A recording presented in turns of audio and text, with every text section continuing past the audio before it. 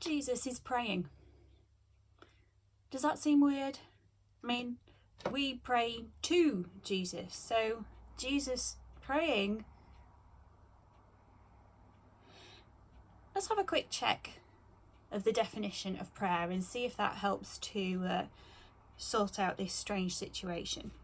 So prayer is defined as, from the Oxford Dictionary, a solemn request for help or expression of thanks to God, and an earnest hope or wish. In the Hebrew Bible, prayer is described as an evolving means of interacting with God and a method of changing a situation for the better. And HuffPost contributor and theologian Geoffrey Small describes prayer as a way of opening our hearts to God, an experience of divine ground. So from these definitions, it is clearer to see why Jesus would be praying. And he is found praying on 25 separate occasions in the Gospels. He is expressing an earnest desire, he's interacting with his Father, and he's experiencing the divine with the earthly. Emmanuel, God with us. So, from the reading today, I'm going to pull out points from this prayer that cover two subjects: how Jesus describes us and what Jesus wants for us. The us in this is when Jesus says them, is his followers, the believers, the people who've accepted him as Redeemer. So let's think about how Jesus describes his followers in this prayer. Verse 8 tells us that the ones he's praying for are those who've accepted the word and words of Jesus. This was an acceptance of a new truth, but a new truth that had existed since before time. Jesus had yet to die, he'd yet to be raised, and they had not yet had the meaning of scriptures revealed to them, and that was something they'd have to wait until Luke 24 for. They didn't have new covenant theological teaching. That was something that they themselves would invent later. They accepted this new truth because Jesus had revealed the Father to them. That's all. We find that in verse 6. So we see that even more so than we, they are people of faith. And we who come later, surrounded, as Hebrews chapter 12 tells us, surrounded by a great cloud of witnesses, must be people of faith too. Verse 8 continues to describe us as knowing that Jesus is from God and believing that God sent him. And that is to say that Jesus is the Son of God, his only Son, and that God was his natural Father.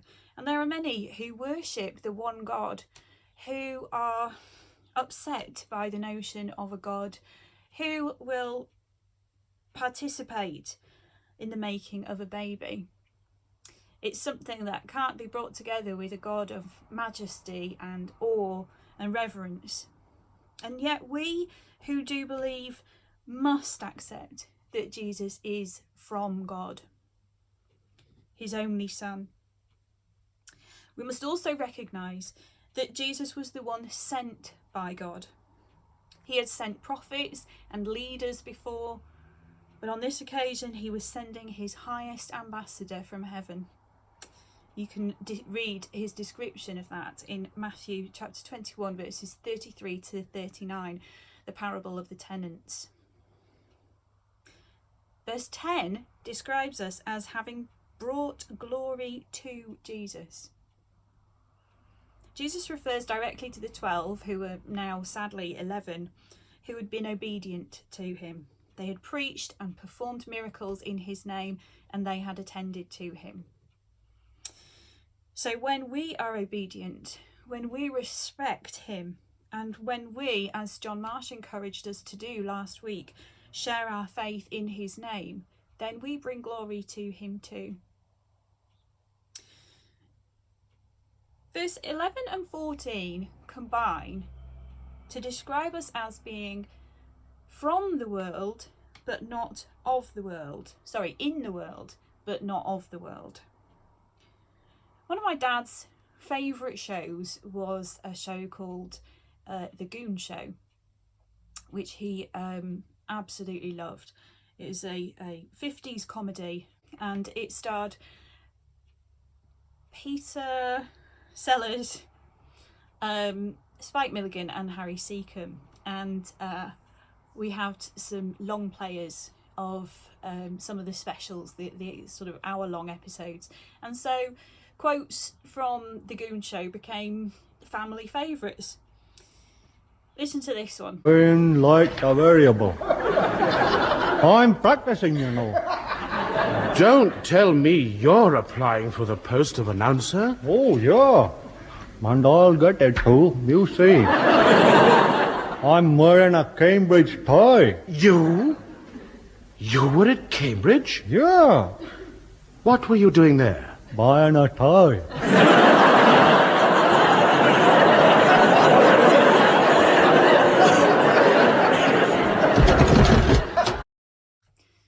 You see, there's a difference between having been to Oxford and having been to Oxford. Well, look at it this way. The difference between I have come from Norwich and I come from Norwich. Just because we are inhabitants of planet Earth does not mean that we are graduates of this world. Its school of thought being greed, war, destruction, and self. Instead, Jesus calls us graduates of God's kingdom, a place of generosity, peace, blessing, and community. When Jesus talks about being of the world, it's Satan's hold that he's talking about. Staying in verse 14, Jesus describes us as being hated by the world. So again, we're thinking about Satan's domain here, and Satan hates those who are redeemed by Jesus. He hates that redemption is even a thing. And he actively attempts to deceive the minds and hearts of all humans into believing that redemption is unwanted or unnecessary, or even that it is necessary, but you don't need to go through Jesus in order to get it. Imagine his disgust when we choose Jesus as our Redeemer, and imagine his deeper disgust when we share that good news with others. The poison that he subtly adds to the lives of so many give a voice to his hate, and it may discourage us, tempt us, or lead us to despair. And yet, in verse 18, Jesus describes us as being sent into the world. Yes, Jesus sent us into a world that has been infiltrated by hate, knowing that we will be discouraged, tempted, and we will despair. Which is why he prays for us. Nice segue into the second focus of today's learning. See what I did there? So, I'm going to pick on 5 things that Jesus wants for us as he interacts with his Father. Well, 4 things, but 5 mentions. So, going back to verse 11, Jesus wants us to have protection from the Father. This is the one that's going to come up again. So, let's hang fire on that one and move on. I say move on, but we're going to stay in verse 11, where Jesus also asks for unity so close that it mirrors the unity of the Trinity, so that they may be one as we are one. Can you imagine what the church would look like if there were unity so close among us? Imagine if that unity had existed throughout history. The testimonial power of that would have been phenomenal. And Jesus knows that his disciples would need more than just personal prayer. They would need collective prayer in order to be productive and bear the fruit that Helen was telling us about a couple of weeks ago. If we want to be fruitful branches, we must actively pursue unity in the church. Not to be clones of one another, but to be prepared to work together with other Christians, other congregations, to be one body. In verse 13, Jesus prays that we will have the full measure of his joy in us. So let's dig into that a little bit so that we know what his joy looks like. The joy of Jesus is mentioned in the Old and New Testaments as the joy of the Lord. If we draw these together, we get a picture of that heavenly joy. Nehemiah 8:10 tells us that the joy of the Lord is what gives us strength, a confidence different from anything that we can pull together of ourselves. And the joy of the Lord characterised the early church. Paul and Silas had been illegally arrested and beaten without trial. Their response? Singing praises to God.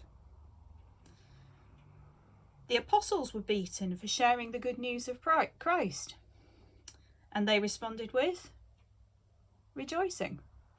Both of those are in Acts. Jesus himself, presented so often to us as solemn, measured, very sombre personality, is actually described as being, he was accused of being too joyful in Luke 7:34.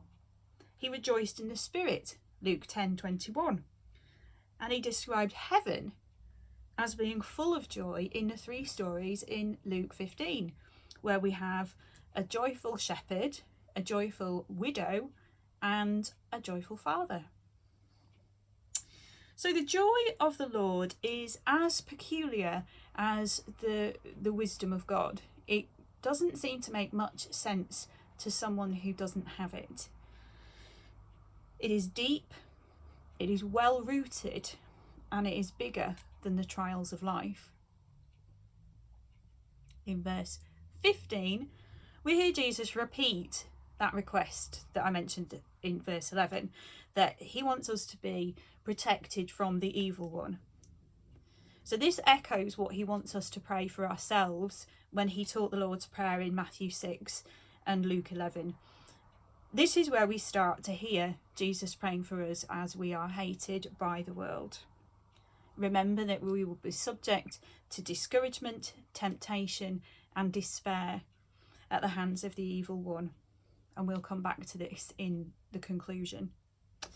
So finally, verse 19 has Jesus expressing his desire for us to be sanctified, which means to be made holy. This is ultimately Jesus' most basic desire for us, to be holy, to be pure, cleansed and redeemed. Why?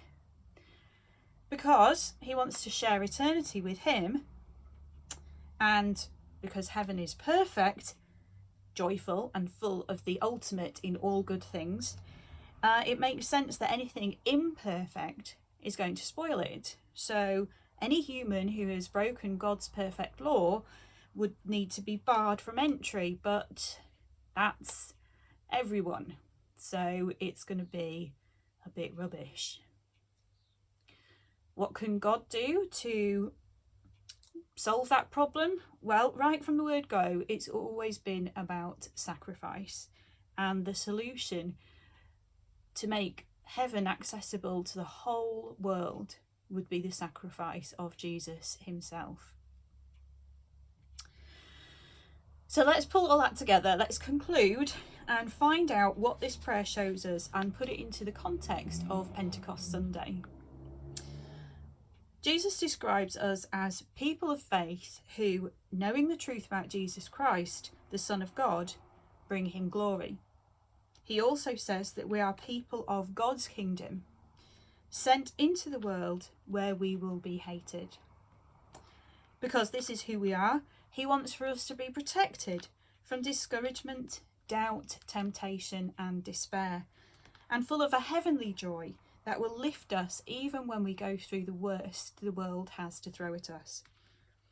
He wants us, his followers, to be united in love and to be made pure in order to share in the unique perfection of heaven with him. When Jesus prays to his Father, how does the Father respond? Well, the entire response is through the outpouring of the Holy Spirit, which was promised in Ezekiel 36 and Joel 2. It was also promised by Jesus in John chapter 14. And the Spirit directs our conscience so that we learn to recognise temptation and recognise the lies of Satan. The Spirit in us bears the fruit of joy, as we read in Galatians chapter 22. It is the Spirit who purifies us, making us more like Jesus. 2 Corinthians 3 verses 17 to 18. It is the Spirit who sanctifies us. 2 Thessalonians 2 verse 13 and 1 Peter 1 verse 2. And finally, the unity of the church can only be achieved through the power of that same Spirit. In Ephesians chapter 4 verse 3, Paul calls it the unity of the Spirit, and in Philippians 2:2 he says that we should be like-minded, having the same love, being one in spirit and of one mind. Today, as 2,000 years ago, we, the followers of Jesus, must acknowledge our identity as described by him and accept the Father's response to his prayer by allowing the Spirit to work effectively in us and through us. There's a lot to take in there, and I apologise for any part that is not clearly put. I strongly encourage you to ask questions if something doesn't make sense. Just as we mentioned all the way back in September of 2020 when we were looking at Jesus seeming to promote cannibalism in John chapter 6, if it doesn't make sense, ask. If you would like to contact us at Christchurch, our details are on the screen at the end of every service that we put on YouTube. If you would like to get in touch, we would be delighted to hear from you. Let's worship in song.